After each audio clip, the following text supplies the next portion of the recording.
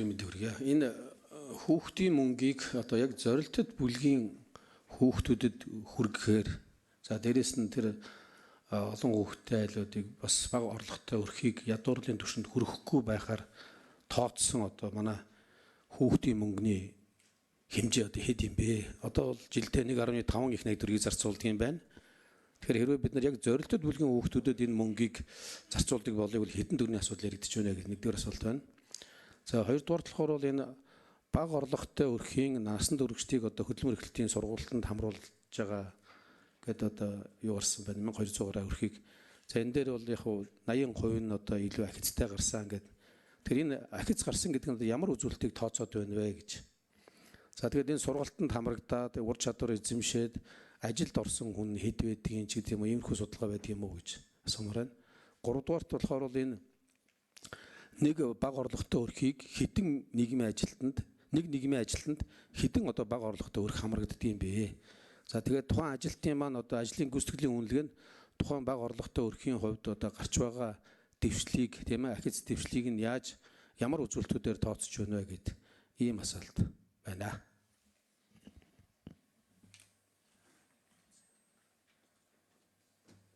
Сайтын микрофон ингээр.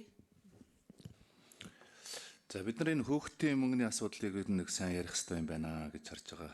Энэ өмнө нь бол бас одоо ковидын үед хүртэл бол ингэж 20 мянга байж байгаа л ковидын үеэр 100 мянга болгоод тэгээ тэрнээсээ хойш л энэ жоо ковидын үеийн дэмжлэг гэж гарч ирсэн одоо юу шүү дээ. Тэгээд энэ дээр хүүхдийн мөнгөн дээр бид нар нэлээд мэдээж эмзэг сэдв.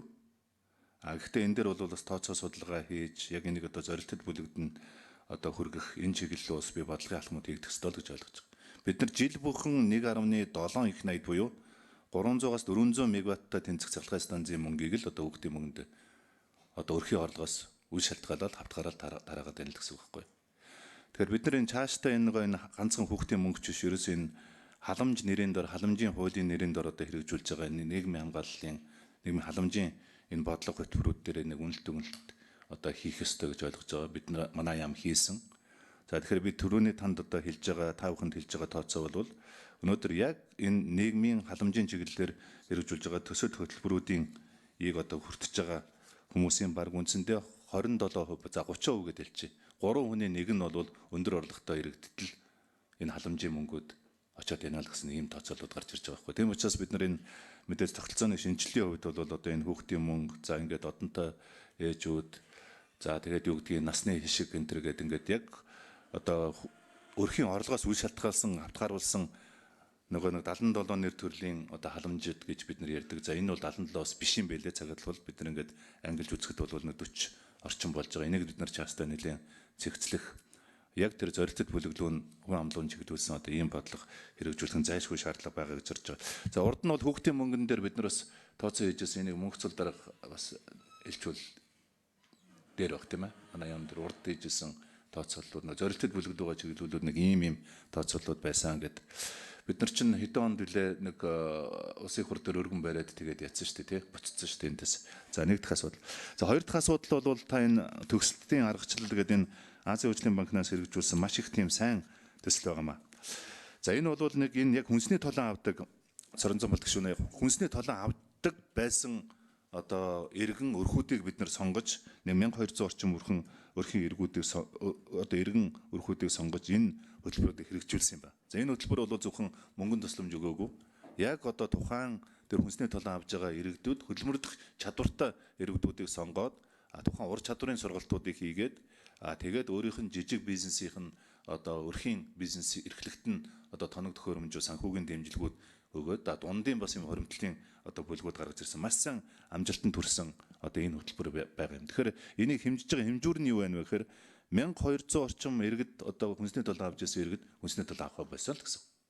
Өөрсдөө өрхийнхөө орлогыг одоо бүрдүүлдэг болсон тийм ээ бүлгээр ажилдаг болсон өрхийн үйлдвэрлэлүүд хийдэг болсон. Та бүхэн санаж байгаа бол одоо өнгөрсөн сард энэ манай Чингис хааны талбайд дээр одоо яг энэ 1200 өрхүүдийн одоо хийж байгаа үйлдвэрлэлийн чиглэлээр бол сүзэглэн худалдаа гарч энэ хүмүүсээс тодорхой туршлагаас хуваалцсан. Энийг одоо бид нар цаашдаа бол маш их тийм үр дүн сүрсэн Монголын хөрсөн дээр буусан одоо ийм хөтөлбөр учраас бол цаашдаа нэлээ өргөдөх ёо. Сум аймгийн төвшөнд бүсийн төвшөнд бас энэ одоо хөтөлбөрүүдэд өргөжүүлье гэсэн одоо ийм одоо бодолтой байна. За яг нөгөө халамж хүртэж байгаа хүмүүстээр хэдэн нийгмийн ажилтан дээр хэдэн өрх хэдэн хүн хата хариуцж ногдож ажиллаж байна гэдэг дээр бас тэрийн нэрийн бичгийн дараа нэмээд энэ юу хэлчихв те тооноо хэлчихв. За энэ хоёр дээр Ажлын хэсгийн 1-р микрофоныг нээн үү?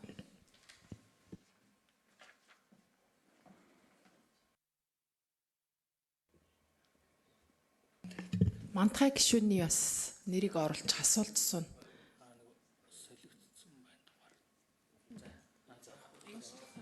Дараг. За, Улсын хурлын гишүүн Сорон Бодсон болд гишүүний асуултанд хариулъя. За, хүүхдийн мөнгийг Монгол Улсын засгийн газраас 2003 оноос хойш хамгийн анх нэвтрүүлж байсан. Анх 3,000 төгрөгийг хүүхд болгонд өгсөн. За, дараа нь зорилтод бүлгэх гэх мэт хүүхдийн мөнгийг одоо өнгөрсөн 20 гаруй жилийн хугацаанд хэрэгжүүлж ирэхдээ хвчлэн нийтлэг байдлаар олгож ирсэн. За, 2016-аас 17 онд нийт хүүхдийн 16 онд нийт хүүхдийн 80% нь хүүхдийн мөнгийг олгож исэн. Тухайн үедээ орлогыг орлуулан тооцох аргачлал дээр үндэслэн судалгаа хийгээд хамгийн өндөр орлоготой 20% ногд өрхөд нь өрхийн хүүхдийн мөнгө олголгүй нийт өрхийн 80% нь өгж исэн. За дараа нь 2017 онд бол нийт хүүхдийн 60% олгож байсан. За ингээд 17 онд за 17 оны сүүл 18 оноос эхлээд бол Монгол Улсын нийт хүүхдэд олгосон. За 2023 онд нийт хүүхдийн 91% хүүхдийн мөнгө олгох бас зорилгоор ийм бодлогын өөрчлөлт хийгээд тэгээд аргачлалтай холбогдлолтой гомдлууд гарч ирсэн учраас нийт хүүхдийн 100% болгож өөрчилсөн байгаа. За манай яамнаас нэгдсэн үндэсний байгууллагын хүүхдийн сантаа хамтраад ер нь Монгол улсад нэг хүүхдийг өсгөхөд ямар хэмжээний зардал гардгийм бэ гэдэг ийм өртгийн судалгаа бас олон улсын мэргэжилтэнтэй хамтарч хийгээр төлөвлөөд ингээд хийж байгаа. За нөгөө талаасаа яг ингээд тооцооллыг ингээд аваад үзэхээр нийт хүүхдийн дор хаяж 60% нь хүүхдийн мөнгө очихын зүйтэй юм а гэсэн ийм зөвлөмжүүд бол байдаг. Нийт хүүхдийн дор хаяж 60% нь. За нөгөө талаасаа нийт хүүхдийн мөнгөнд олгогдож байгаа мөнгөн тусламжийн 30 орчим хувь нь банкны хадгаламжинд бас хадгалуулдаг гэсэн бас ийм тооцоо судалгаанууд байдаг. Тэгэхээр яг нэг хүүхдэд өсгөх зардлын хэмжээг тодорхой тооцоолж ер нь Монгол улс гаргаж байгаагүй. Одоо анх удаа гаргахаар манай юм төлөвлөж ажиллаж байгаа. Энэ зардлыг гарсны дараа өрхөд ногдох хүүхдийн тоотой харьцуулж уг мөнгөнд өнгө бас одоо нийт хүүхдийн хамрах хэдэн үн хамрагдах нь зохистой байдгийг тодорхойлох нь илүү оновчтой гэж үзэж байгаа. За нөгөө талаасаа хүүхдийн мөнгө маань зөвхөн амжиргааны зардал уу аль эсвэл хөгжлийн төлөө хөрөнгө оруулалт уу гэдэг маргаантай байдаг учраас Монгол улсын хувьд бол хүүхдийн хөгжил зориулсан хөрөнгө гэж үзэж бол нийт хүүхдэд олгож явдаг. За энэ чиглэлийг бас нэгдсэн үндэсний байгууллагаас бас их илүү дэмжиж цаашаадаг бас ийм үзүүлэлт байгаа. За нэг Монгол улсын хэмжээнд сум болгонд бас хороо болгоно нэг нийгмийн ажилтан байна. За яг хэд төвлөрсөн хороодод 2 нийгмийн ажилтан байгаа. За 10,000-аас дээш хүн амтай зарим сумдад 10,000-аас дээш хүнтэй 2 нийгмийн ажилтан байгаа. Үндсэндээ бол нэг 560 орчим нийгмийн ажилтан ажиллаж байна. Тэгэхээр Монгол улсын нийт хүн амын одоо халамж хүртэгчдийн тоо маш өндөр байдаг. Тэгэхээр нэг нийгмийн ажилтан ногдож байгаа. Одоо халамж авагчдын тоо бол өндөр. Гэхдээ захимжилт шилжсэн учраас нийгмийн ажилтны ачаал харьцангуйгаар буусан.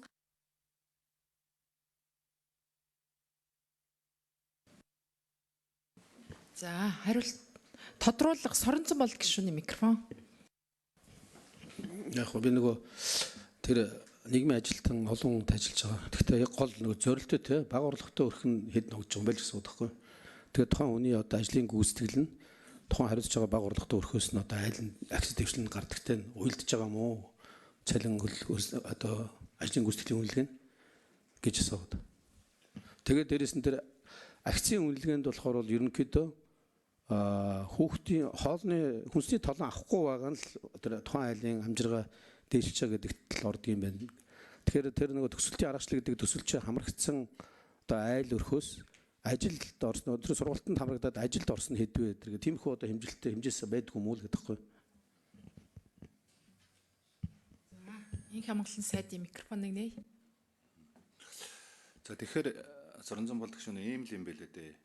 Одоо бид нар энэ халамжийн энэ тогтолцоо нийгмийн ингээд бүх тогтолцоонууд ингээд бид нар босоо болгоцсон. Одоо энэ Бадмаа гишүүн ороод ирсэн багш хүн засагтараар ажиллаж байсан одоо хүн. Тэгэхээр бид нар энэ халамжийнхаа одоо энэ тогтолцоог энэ халамжийн үйлчлэгээ үзүүлж байгаа хөдөлмөр эрхлэлтийн үйлчлэгээ үзүүлж байгаа энэ тогтолцоог бид нар хэвтээ болгох нь зүйтэй юм байна гэж ойлгож байгаа. Ер нь бол ядуурл ажилгүйдлэг гэдэг бол одоо өнөөдөр Улаанбаатар хотоос гэр бүл хөдөлмөрийн нийгмийн хамгааллын яамны асуудал бол бас дангаараа биш тийм салбар дундын зохицуултын асуудал. Тэр тусмаа тухайн сум баг хороодын одоо удирдлагуудын асуудал. Тухайн баг сум хорон дээр үнэхээр ядуу иргэн одоо байвал тэр тухайн сумыг удирдах байгаа, тэр багийг удирдах байгаа энэ удирдлагуудын асуудал. Тэгэхээр одоо бид нар улсын их хурал дээр өргөн барихаар бэлдэж байгаа энэ халамжийн тухай хуулиа өргөн барихад бол бид нар энэ тогтолцоог хэвтээ болгох буюу сумн дээр ажиллаж байгаа, хорон дээр ажиллаж байгаа манай хөдөлмөр халамж хариуцсан одоо нийгмийн ажилтнууд бол тухайн одоо сумынхаа засаг дарга нь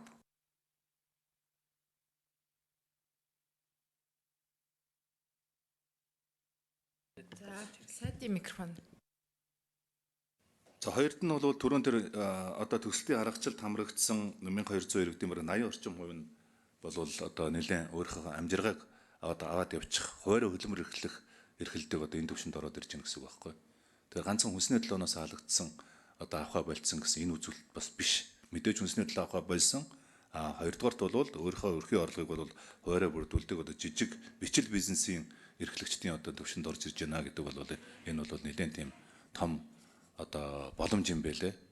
Бараг үндсэндээ эн чинь нэг 800 гаруй улсуудаас чинь одоо өөрсдийн үндэсний брэнд одоо яг энэ оюмол сүлжмэл чиглэлээр үндэсний брэнд гаргаж байгаа бараг 50-60 хүн үндэсний брендийн одоо юм патент эзэмшигч энэ болцсон ийм сайн жишг үзэндээ байгаа хгүй. Тэгэхээр ер нь бол цаашдаа энэ хөдөлмөр эрхлэлтэнд энэ халамжийн энэ тогтолцоо бол яг анхан шатн дээр тэр сум орон нутгийнхаа одоо төвшин нэгжинд л одоо ажилтдаг л байх хэвээр энэ их үр дүнтэй юм байна л гэж харж байгаа.